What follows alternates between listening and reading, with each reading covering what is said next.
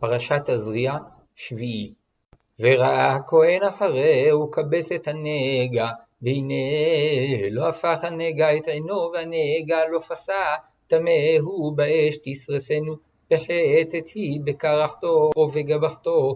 ואם ראה הכהן, והנה כהה הנגע, אחריהו כבס אותו, וקרע אותו מן הבגד או מן העור, או מן השתי או מן הערב, ואם תראה עוד בבגד או בשתי או בערב או בכל כלי עור, פורחת היא באש תשרפנו, את אשר בו הנגע, והבגד או השתי או הערב או כל כלי העור אשר תכבס, ושר מהם הנגע, וכובס שנית וטהר.